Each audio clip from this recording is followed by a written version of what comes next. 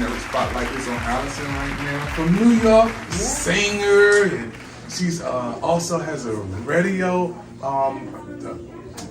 lesson people from all over the world. Tell them about who you are and what you do, Alyson. Well, people would know me as Alyson Williams, Yes. recording artist. My friends call me Alley Cat.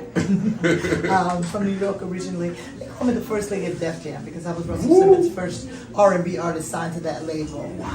And prior to that, I did a lot of background singing, and I allow myself to celebrate 50 years in the hip-hop genre as well, to get the anniversary, because when I was coming up, before I became quote-unquote Alyson Williams, recording artist in my own right, I sang on a lot of seminal records in the rap genre before rap became this thing that is not often, something we can be quite so proud of as it gave birth to hip-hop.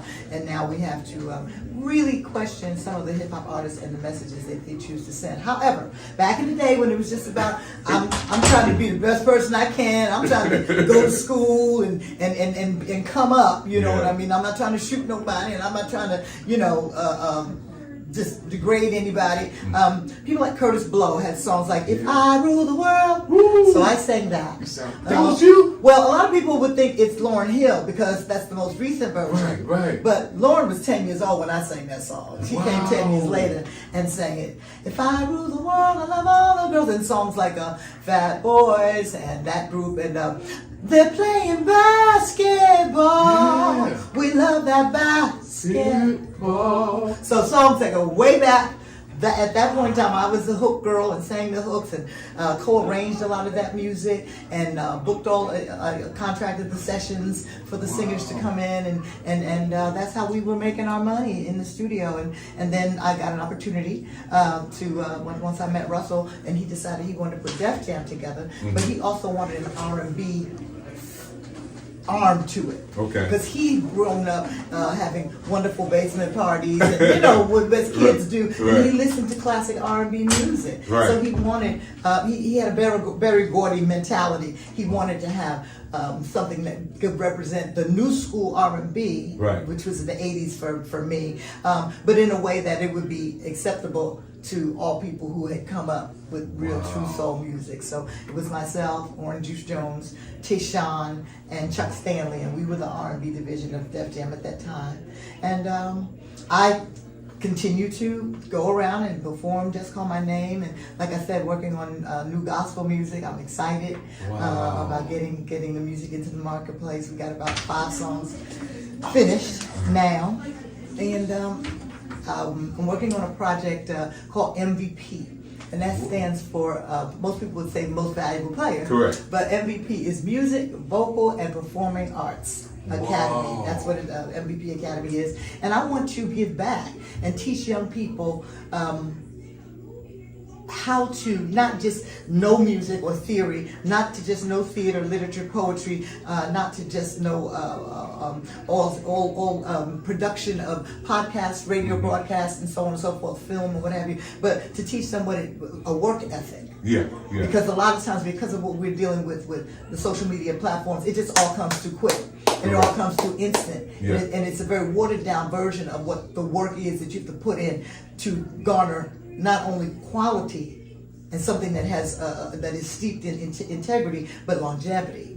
And that's what I want to teach them. And I can tell you a season. I can tell you not just coming along and putting something together with ChatGPT or AI or doing something out here with the apps. You're seasoned. And I can respect that. When you say those songs, I can remember back in the day. This is a legend here, y'all. But Queen, I want to talk about for a minute the transition from New York, the Big Apple, to North Carolina. That's a whole different vibe, a whole different climate. Talk about that. Even as a kid, I'm Harlem born and raised, and I always think that song, I said, well, I'm a native New Yorker. I always think that song was about me. But I always thrived when I got out of the city. When I went to a park, when I went on a camping trip, when I went to visit family members that lived in the suburbs. I wanted trees and grass. So the minute I thought about moving, I said, well, try Jersey. You can still stay close to the city, but Jersey didn't work out.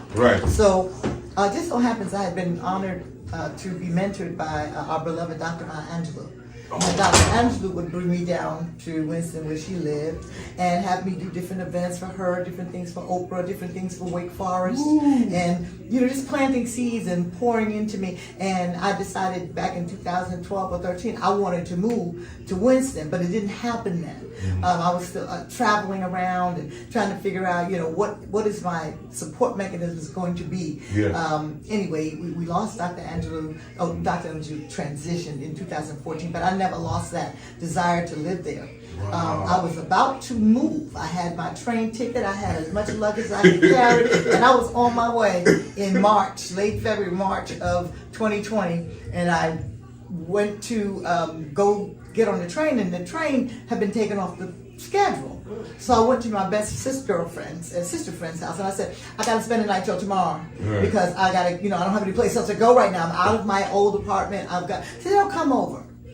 They never put the train back on the track. She said, "Well, give it to the weekend." That Monday they shut down New York, and that Tuesday they shut down the nation. And from March to July, I was in Queens. And we just looked at each other and said, "Well, I guess this is what we're doing." And we looked up, and the sun would come up, and the birds would come out, and then the sun would go down, and we'd just be in the house. And once a week, we'd run out and get groceries and run back as fast as we could. New York was deep in so many ways. To be able to see the city bare with no people, to see the air quality change, to be able to move freely with little to no traffic. It was a different experience, but it made me know that now more than ever, it's time for you to make your move. So when July came, I said, I'm going to give them to get past the 4th of July when they're acting particularly crazy. Because they had been setting off fireworks for no reason at all. I said, I'm going to give them a chance. And I got on the road and I drove myself down to North Carolina. Wow. And I stayed in a hotel for about 3 weeks until I was able to find a place. And I've never been happier with the decision to go. Because I wake up to just what I wanted, trees and grass and birds. And it makes me happy. And I'm able to bring something to that region of the country where they really want culture. They have so many things. They have the National Black Theater Festival. They have all kinds of things that are in line with what I do, and I'm able to give them what it is that I have and give it to them in a way that they would normally have to. They got to bring somebody in to give them that. They bring in a Debbie Allen, or they bring in a George Faison, or they bring in somebody from Broadway in New York. I live right there. And so now I'm able to. I met Bernadette Stannis. Yes, that's my girl Bernie. Come on, I got her personal line. I assist her when she comes to DC. Really? I take her around. I'm going to see her in August because she's always at the festival. And we have, oh my gosh, I love Bernie so much. And we always take out an updated picture, and she'll pick a shirt. Go pick a shirt. I got all kinds of. And it's so funny you mentioned her. The young man that's back there, Michael, the youngest little guy in the room.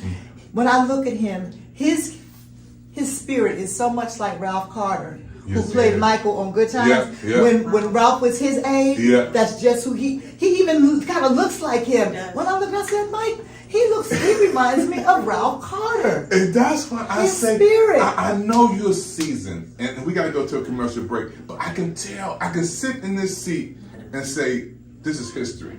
This is legend. You got so much. You know what? I'm the president of PIC TV Network. You're going to have to show on my TV network. We're going to give you a full hour to do what you like to do. Did y'all hear that, America? This is David Evans. He said it out loud in front of the camera and everything. You're seasoned. You know Bernadette? Yes. Wow. And I was with LL Cool J came here. Okay. Now we were label mates. It would be LL, it would be Houdini, myself, Orange Juice Jones, and we'd all be sitting in what was the office about as big as this room, and we'd wait for Russell to come back from his meetings, and we would have our cassette tapes, and whoever was sitting in the chair closest to the office, that's who got to be heard first. So if you got up to go to the bathroom, you lost your seat. Did y'all hear that, America? So, we came up, and it's so funny when they tell the story of Def Jam, they'll tell a story that says LL Cool J, Public Enemy, Houdini, and then they jump to Jay-Z. There's a laundry list of people that were Def Jam artists that honed, cut their teeth right there in a place that not only changed the music, but created a culture all its own. Wow. But who laid that foundation, and it's unfortunate that they don't tell the story, in its entirety. But but you're going to be able to tell on because I'm going to have an hour on PIC TV. Do y'all I hear can that? tell it. It's I can tell already it. done.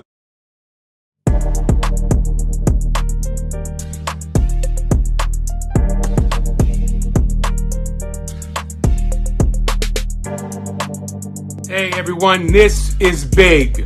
I want everyone to download the PIC TV network on your Roku search bar. My brother David Evans is growing PIC TV fans, and I want us to help my brother blow up PIC TV. Boom!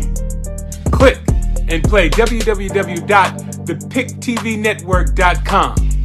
Bomb!